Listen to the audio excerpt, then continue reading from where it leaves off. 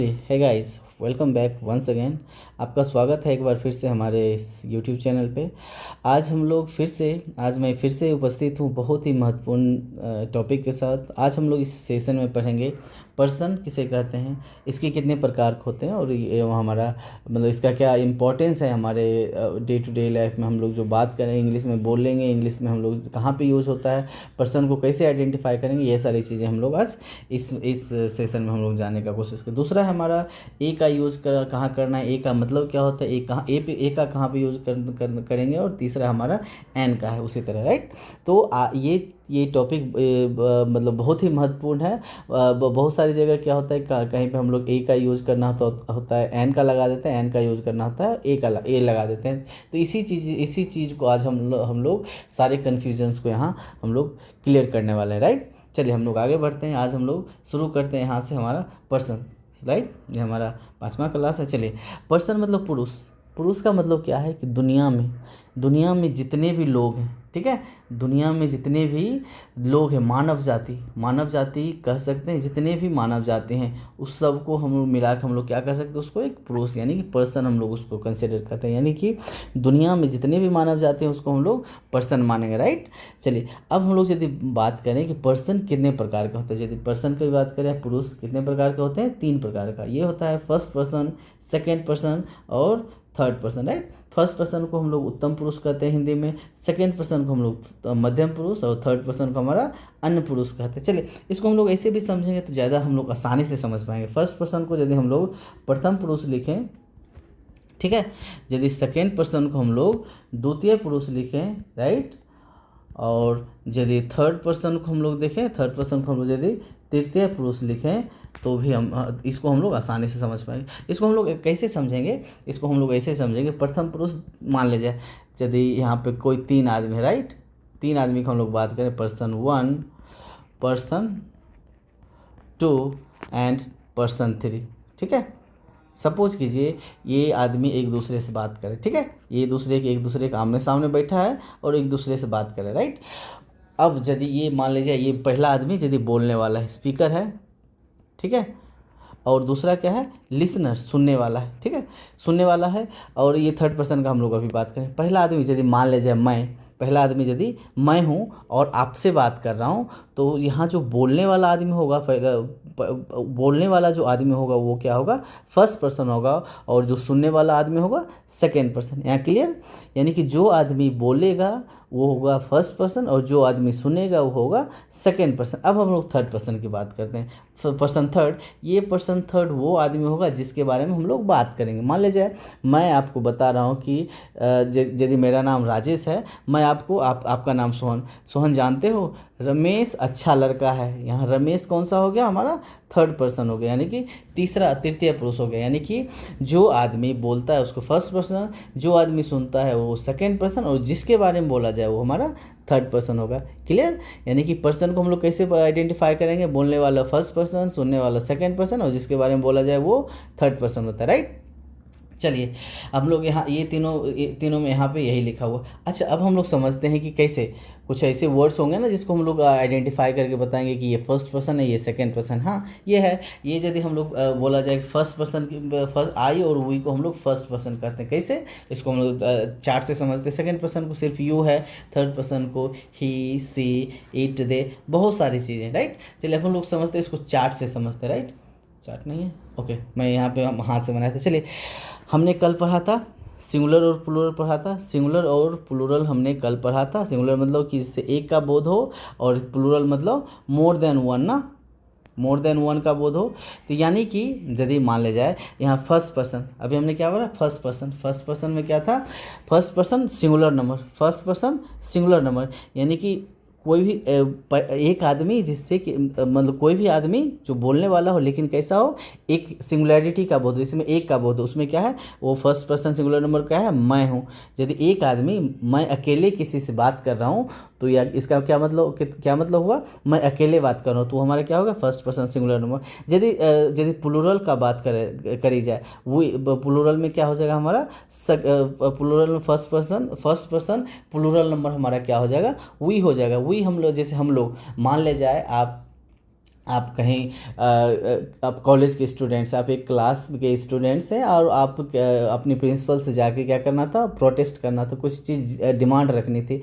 तो जब आप बोलेंगे, बहुत सारे स्टूडेंट बच्चों के साथ बोलेंगे, बहुत सारे बच्चों के बिहेव में बोलेंगे, तो वो क्या होगा, हमारा हम का सेंस होगा, वी का सेंस होगा। लेकिन यदि हम उस क्लास में वहाँ प्रिंसिपल के पास अकेले जाके कंप्लेंट करते हैं, अकेले जाके बोलेंगे, तो उस सेंस में हमारा क्या होगा, अकेले जाके बोलूँगा तो आई होगा, राइट। तो हम लोग समझ गए, जब हम लोग एक आदमी बात करेगा तो उसमें हम लोग आई का यूज़ करेंगे। जब हम लोग एक से ज़्यादा का सेंस होगा तो उसमें हम लोग वी का यूज़ करेंगे। यानी कि first person singular number I होता है और first person plural number we होता है, राइट। अब हम लोग सेकंड पर्सन के बारे में, सेकंड पर्सन में दोनों सेम होता है।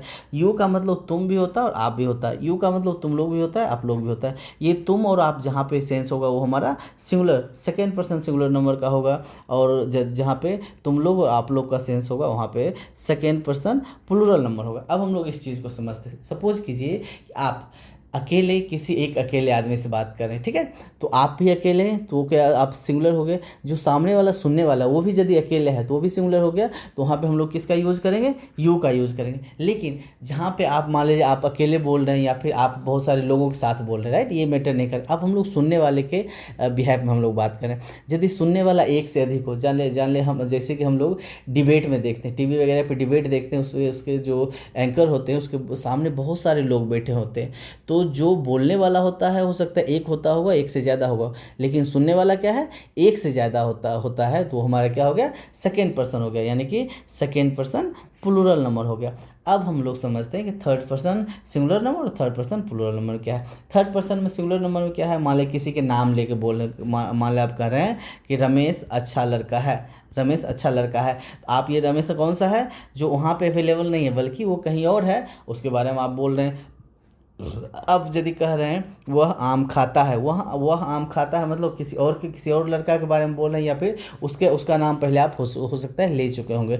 तो मतलब उस तरह का चीज़ जो थर्ड पर्सन वो चीज़ आएगा, वो लोग आएंगे जिसका वहाँ पे उपस्थित नहीं हो, बल्कि जिसके बारे में हम लोग बात कर रहे हैं। उसी तरह यदि थर्ड पर्सन प्लूरल नंबर का बात करें तो क्या हो जाएगा, हमारा वे लोग, लड़के लड़कियाँ, यानी कि जिससे एक से ज़्यादा का बोध होगा उसको हम लोग थर्ड पर्सन प्लूरल नंबर कहेंगे, ठीक है। तो हमें लग रहा है कि अब हम लोग इस बात से पूरी तरह क्लियर हो गया हम लोग कि फर्स्ट पर्सन किसको कहते हैं, सेकेंड पर्सन किसको कहते हैं, एंड थर्ड पर्सन किसको कहते हैं, राइट। चलिए अब हम लोग आगे बढ़ते हैं और आगे देखते हैं क्या है हमारा, ठीक है।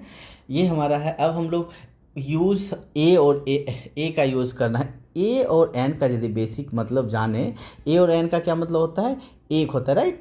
अच्छा, हम लोग यदि एक का मतलब क्या होगा, यदि हम लोग कहें एक पेन, एक आदमी, एक कार, तो हम लोग क्या समझ रहे हैं, एक का उपयोग हम लोग कहाँ पे करेंगे, उस वस्तु के बारे में कहेंगे कि जिसको हम लोग क्या कर सकते हैं, काउंट कर सकते हैं, राइट। जिसको हम लोग क्या कर सकते हैं, काउंट कर सकते हैं। जिसको हम लोग काउंट नहीं कर सकते उसमें हम लोग एक कभी लगा सकते हैं, कभी नहीं लगा सकते। यानी कि ए और एन का प्रयोग कहाँ पे होगा, काउंटेबल नाउन के साथ। अब काउंटेबल नाउन में कौन सा, सिंगुलर होना चाहिए। सिंगुलर मतलब जिसमें एक का बोध होता हो। जैसे मैं पेन बोलूँ तो हम लोग ए लगा सकते हैं, पेंसिल बोलूँ तो हम लोग एक ए लगा सकते हैं। लेकिन यदि हम लोग पेंसिल्स बोल देंगे तो हमारा जो एक से ज़्यादा का बोध हुआ तो ए लगाने की हमें ज़रूरत नहीं। यानी कि ए और एन का यूज़ करने के लिए क्या होना चाहिए, हमारा सिंगुलर काउंटेबल नाउन होना चाहिए, राइट, ठीक है। चलिए अब हम लोग समझते हैं कहाँ पे ए का यूज़ करना है, कहाँ पे एन का यूज़ करना है। दोनों में फ़र्क क्या है, ए और एन में दोनों का मतलब एक होता है, लेकिन इसका दोनों का अलग अलग बहुत ही इम्पॉर्टेंट चीज़ है, बहुत ही ये दोनों का डिफरेंस हमें जानना बहुत ही इंपॉर्टेंट है। ये दोनों का बेसिक डिफरेंस क्या है कि जब ए का यूज़ हम लोग कहाँ पर करेंगे, उस वर्ड से पहले ये ए और एन कभी भी यूज होगा ना, इसके बाद क्या यूज होगा, एक नाउन होगा, ठीक है। इसके बाद एक नाउन आएगा, राइट, कोई भी नाउन आएगा। लेकिन अब ये जो नाउन आएगा, जब ये नाउन आने वाला नाउन यदि वो क्या है, वोवेल हो, वो वर्ड यदि आने वाला नाउन का जो वर्ड होगा वो यदि वोवेल हो तो उसके साथ हम लोग क्या लगाएंगे, एन लगाएंगे। और यदि कॉन्सोनेंट होगा तो उसमें हम लोग क्या लगाएंगे, ए लगाएंगे। जैसे इसको हम लोग ऐसे समझते हैं।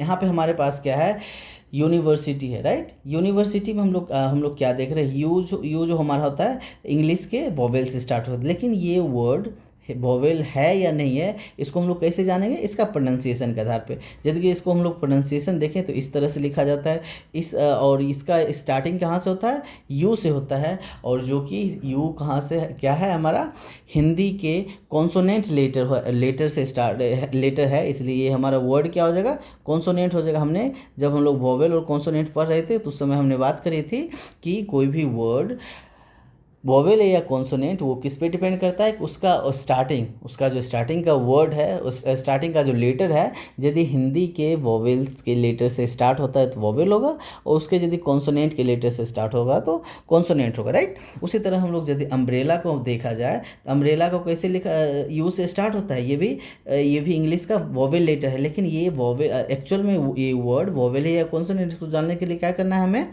इसका हमें स्पेलिंग उच्चारण लिखना है। और जब उच्चारण देखते हैं तो हमारा किससे होता है, तो ओ से स्टार्ट होता है, तो ये इसका मतलब ये क्या हो गया, ये वर्ड हमारा वोवेल हो गया, राइट। ठीक है। उसी तरह ऑनेस्ट को यदि हम लोग देखें तो ऑनेस्ट को हम लोग एच क्या है, हमारा इंग्लिश का कॉन्सोनेंट है, लेकिन हमें उससे कोई मतलब नहीं है, हमें क्या देखना है कि इसका उच्चारण हिंदी में किससे स्टार्ट होता है, तो हम लोग देखते हैं ओ से स्टार्ट होता है, यानी कि यह भी हमारा क्या हो गया, वोवेल हो गया, राइट। यहाँ पे एक और वर्ड लिया गया था आवर। आवर में क्या था, एच जो हमारा इंग्लिश का क्या है, इंग्लिश का कॉन्सोनेंट है, लेकिन इसके कॉन्सोनेंट्स रहने या नहीं रहने से हमें कोई फ़र्क नहीं पड़ता, बल्कि हमें फ़र्क इस पे पड़ता है कि हमारा इसका जो हम लोग प्रोनाउंसिएशन करेंगे तो वो कहाँ से स्टार्ट होता है, इसका प्रोनाउंसिएशन होता है हमारा आवर किससे स्टार्ट होता है, आ से स्टार्ट होता है, जो कि एक वोवेल है, तो इसलिए ये वर्ड क्या हो गया, हमारा वोवेल हो गया, राइट। तो हमने अभी क्या सीखा, ए और एन का मतलब एक होता है, ए का प्रयोग हम लोग किसके साथ करेंगे, जो वर्ड जो आने वाले नाउन होंगे ना, वो यदि वोवेल के साथ स्टार्ट होगा तो एन का यूज़ करेंगे, और कॉन्सोनेंट के साथ स्टार्ट होगा तो हम लोग कॉन्सोनेंट के साथ स्टार्ट होगा तो ए से यूज़ करेंगे, राइट। चलिए अब हम लोग थोड़ा सा देख लेते हैं। अच्छा, ये हम लोग जानते हैं कि वोवेल, हिंदी का वोवेल मतलब कहाँ से कहाँ तक होता है, ओ आ से लेके हमारा अंगह तक होता है ना। तो ये यदि कोई भी वर्ड वोवेल या कॉन्सोनेंट है, ये जानने के लिए उसका उच्चारण हमें देखना है, उच्चारण हमें ध्यान रखना है, और यदि ये सारे वर्ड से स्टार्ट हो रहा है तो हम क्या समझेंगे, वो वर्ड वोवेल है, और यदि इससे स्टार्ट नहीं हो रहा है तो हम लोग क्या समझेंगे, कॉन्सोनेंट है, राइट। चलिए अब हम लोग आगे देखते हैं, आगे क्या है हमारा, ये तो हम लोग कर लिए। और ओके, ये हमने जैसे कि बताया कि ए और एन का प्रयोग कहाँ पे होता है, हमेशा सिंगुलर काउंटेबल नाउन के साथ होता है, यानी कि जिसको हम लोग गन सकते हैं, लेकिन उसमें भी एक का बोध हो, एक का सिंगुलैरिटी का बोध हो, तो हम लोग उसमें ए और एन का यूज़ करेंगे, राइट। और ए और एन में बेसिक फ़र्क क्या है, ए का प्रयोग होता है हमेशा ए किसके साथ होगा यूज होगा, आने वाले जो वर्ड होंगे वो यदि वोवेल होगा तो हम लोग उसमें क्या यूज़ करेंगे, एन का यूज़ करेंगे, राइट। और यदि ए का यूज़ कहाँ पे करेंगे, जहाँ पे आने वाला वर्ड कॉन्सोनेंट होगा, राइट।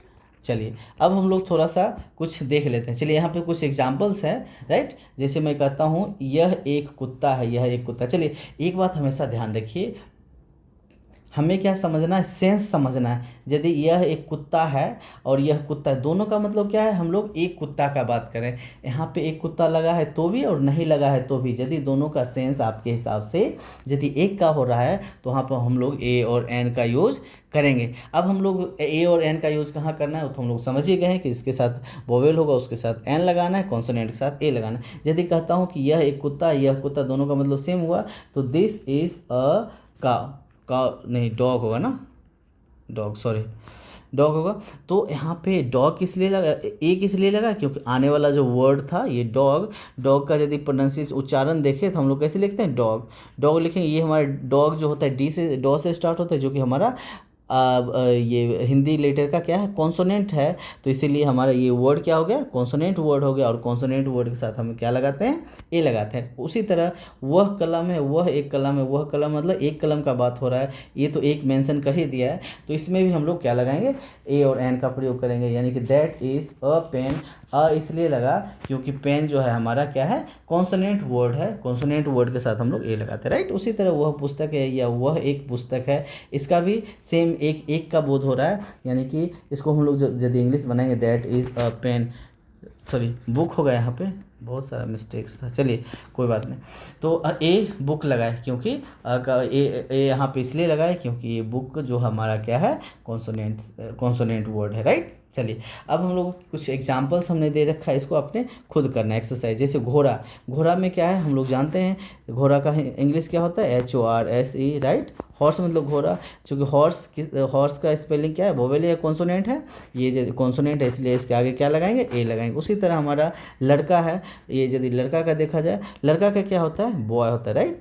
बॉय में बॉय ये वोवेल है कि कॉन्सोनेंट है, यदि देखें तो ये क्या है हमारा कॉन्सोनेंट वर्ड है, इसके लिए इसके साथ भी हम लोग क्या लगाएं, ए लगाएंगे। उसी तरह यदि हम लोग देखें तो मेरे को लग रहा है कि है नहीं, यदि मैं अंडा लिखता है यहाँ पे, ठीक है, अंडा का क्या मतलब होता है, एग ना, एग। ये जो होता है हमारा क्या है, कॉन्सोनेंट सॉरी वोवेल वर्ड है, तो इसके साथ हमें क्या लगाएंगे, एन लगाएंगे, राइट। तो हमने क्या देखा, ये जो ए लगेगा कि एन लगेगा, किस पे डिपेंड करता है, आने वाले वर्ड जो है वोवेल है या कॉन्सोनेंट, राइट। चलिए आप बाकी सब आप लोग खुद से ट्राई करिए। घड़ी में क्या लगे, वॉच, ए लगे, ए वॉच होगा कि एन वॉच होगा, आप लोग खुद से जज कीजिए। उसी तरह यहाँ पे कुछ वर्ड, कुछ एक वर्ड वाला मैंने दिया था, उसके बाद हमने एक सेंटेंस के रूप में दिया है, इसको भी आपने करना है, राइट। चलिए सेंटेंस तो बनाना हम लोग पहले सीख ही गए, बस उसके आधार पे यहाँ पे बना देना है, राइट।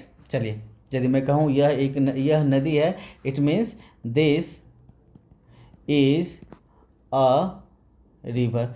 तो क्यों लगा, क्योंकि रिवर आने वाला जो वर्ड है ये हमारा क्या है, कॉन्सोनेंट है, राइट। चलिए इसमें यह नदी है मतलब क्या है, एक नदी का इससे बोध हो रहा है। उसी तरह कह रहे हैं वह लड़के, हमेशा ध्यान रखिए सिंगुलर काउंटेबल, वह लड़के हैं, तो वह मतलब दैट, ठीक है, दैट, अच्छा वह लड़के, वे लड़के होना चाहिए था, ठीक है, वे लड़के हैं, तो हमारा क्या हो जाएगा, दोज आर बॉयज़, ठीक है।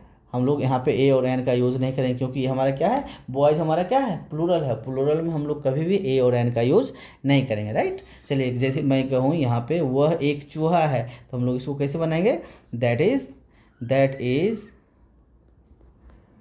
ए रैट ना। चलिए ठीक है, तो इस तरह से आप लोग खुद से ट्राई कीजिए, और यहाँ पे सारा सेंटेंस लिखा हुआ ही है, आपने खुद से ट्राई करना है जितना हमने बताया उसके हिसाब से, राइट। चलिए आगे चलते हैं। हमारा एन का यूज़ तो हम लोग समझ ही गए, अब सीधा एग्जांपल देख लें तो उससे हम लोग को सीधा पता चल जाएगा। जैसे मैं कह रहा हूँ यह एक सेब है या यह सेब है, यानी कि दोनों का मतलब क्या है, एक का बोध हो रहा है, यानी कि this is an apple, right.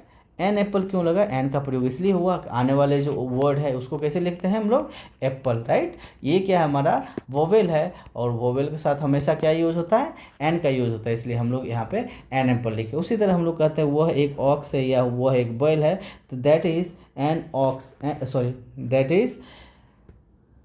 Is an ox, इसलिए लगा, ऑक्स को यदि हम लोग देखें तो स्पेलिंग कैसे आएगा, ऑक्स ऐसे आता है, और ये जो स्टार्ट हुआ किससे, वोवेल से स्टार्ट हुआ, या इसलिए ये वर्ड क्या है, वोवेल है, और वोवेल के साथ हमेशा एन का प्रयोग होता है। उसी तरह यह एक आँख है या फिर यह आँख है, इसको हम लोग बनाते हैं दिस इज़ एन आई, आई मतलब आई को यदि देखें तो हम लोग ऐसे लिखते हैं, इसलिए यहाँ पर हम लोग एन का प्रयोग किए, ठीक है। चूँकि ये हम लोग एन का प्रयोग इसलिए किए, सिंगुलर नंबर था, जो आने वाले वर्ड थे वो क्या था, सिंगुलर था, राइट। ये सारे वर्ड सिंगुलर थे, और सिंगुलर के साथ साथ क्या था, हम लोग एक का बोध हो रहा था, काउंटेबल, सिंगुलर थे और काउंटेबल था, जिसको हम लोग गिन सकते थे, यानी एक का भी बोध हो रहा था और गिन सकते थे, उसका भी बोध हो रहा था, इसलिए हम लोग ए और एन का प्रयोग किए। उसके आधार, किसके आधार पे, हमारा आने वाले वर्ड जो है वोवेल या कॉन्सोनेंट के आधार पर, ठीक है। चलिए यहाँ पे भी हमने कुछ एग्जाम्पल्स दे रखा है, आपको उसी तरह कर लेना। जैसे मैं कहता हूँ वह दबात है, राइट, दैट इज़ दबात क्या है, काउंटेबल है कि अनकाउंटेबल है, अनकाउंटेबल, इसलिए इसमें कुछ नहीं लगेगा बल्कि इंक लग जाएगा, राइट। इसमें ए और एन लगाने की ज़रूरत नहीं। कुछ सेंटेंसेज ऐसे हैं यहाँ पे मैंने दिया है जिसमें आपको कन्फ्यूजन है, इसीलिए ताकि आप उसको डिफरेंस कर पाएँ कि हमें जो हमने बताया वो आप समझ पा रहे हैं या नहीं समझ पा रहे हैं। यदि मैं बोलूँ यह एक गधा है, तो इसको हम लोग कैसे बनाएंगे, this is N S, right. N S क्यों लगा, एन मतलब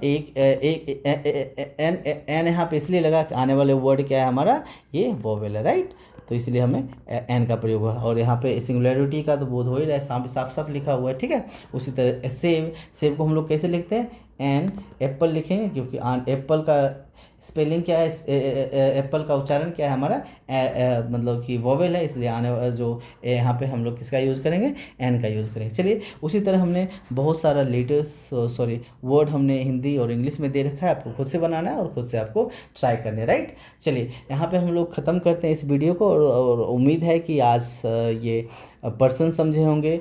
आज आप ए और एन का कहाँ पे यूज़ करना होगा, करना है वो आप समझे होंगे। और बाकी सारे आने वाले वीडियो भी बहुत ही इंटरेस्टिंग होने वाला है, बहुत ही इन्फॉर्मेटिव है, बहुत ही ये कह सकते हैं कि बहुत ही यूज़फुल है हमारे इंग्लिश के पॉइंट ऑफ व्यू से। क्योंकि अभी हम लोग एक ये हमारा बेसिक का ये पार्ट चल रहा है, तो ये समझिए कि जितने भी अभी मतलब वीडियोस आएंगे ना, जितने भी चीज़ें हम लोग करेंगे यहाँ पे, वो बहुत ही बेसिक होगा और बहुत ही यूज़फुल होगा, जो हम लोग डे टू डे यूज़ में हम लोग लाते हैं, ठीक है। चलिए फिर मिलते हैं नए वीडियो के साथ नए सेशन में, ठीक है। चलिए तब तक के लिए good bye and thank you very much for watching the video. And चलिए आप लोग बेल आइकन ज़रूर दबा लीजिएगा और सब्सक्राइब भी कर लीजिएगा, ताकि आपको नोटिफिकेशन मिलता रहे। चलिए thank you very much, see you soon.